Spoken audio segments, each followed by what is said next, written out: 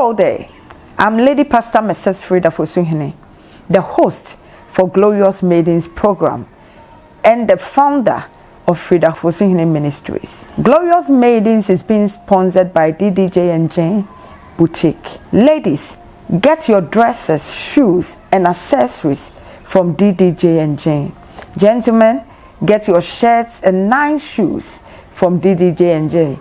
Not forgetting kids. DDJ and Jane is into training in makeup artistry and bakery services. Glorious Maidens, building a good Christian home and a perfect marriage.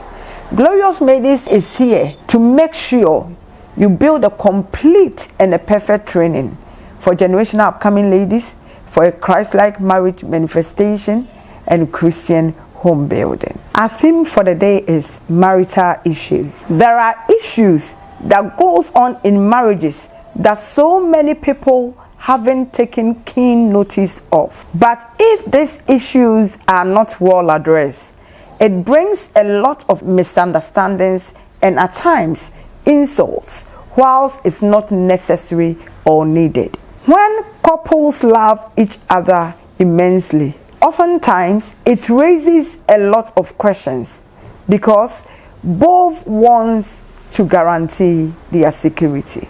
As to when he or she is not around, what happens next or what will happen? See, let me tell you something. Love can be very jealous. It's something that connects the soul, so it's very deep. Love always wants to have you alone and doesn't want to share you with anybody, even in their absence. After some days, weeks, months, years, or decades in marriage, as couple who truly love yourselves the most, the gentleman or lady asks the spouse, "Look here, I have made a decision that when you are no more, as in death, I won't marry again, and that is final." This usually happens when they are with kids and all that. Even at times, it happens in the early stages of the marriage where there isn't children yet. Let me ask you, my dear, what about you?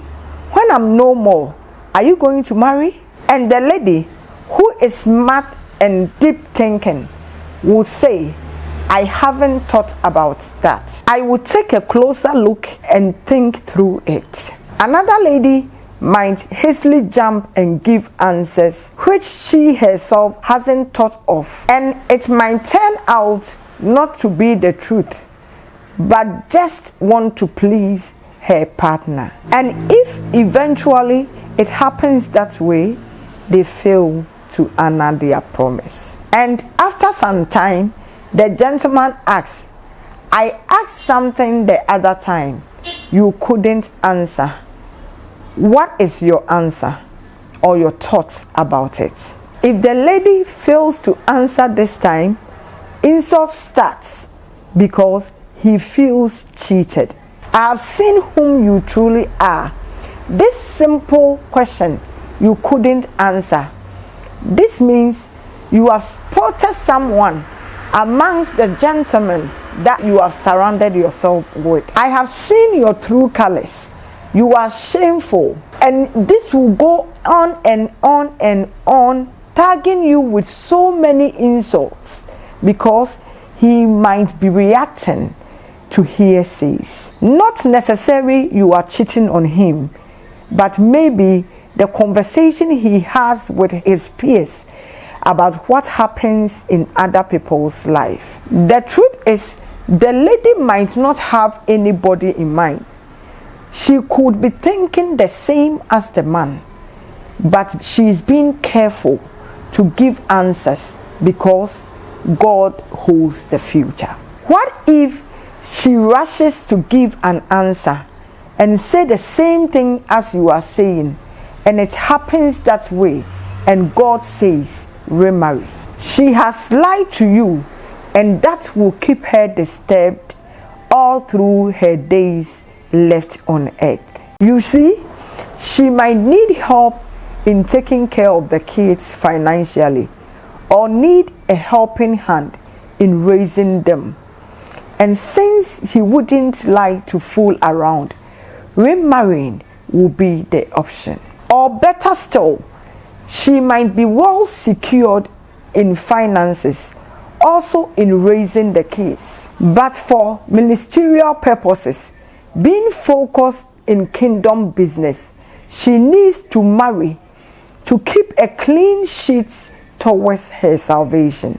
Though it's not easy for what is yours to be taken by another, but what needs to be done anyways. Perhaps none of these could be a factor, but still wants to be quiet even though she stands with the gentleman. Let us be patient concerning issues like these, because only God knows the answer. Why would you even think or talk about death whilst you are all enjoying life together? It might even scare the lady to talk about it, because for all you know, all she wished for is to grow old with you and still be enjoying your marriage. Thank you very much for staying with me to the end of this deep lesson. I know you've been blessed. My name remains Lady Pastor Mrs. Frida Fosunhene. Till I come your way again next week, remain blessed, stay out of trouble, and keep sharing the good news. Bye.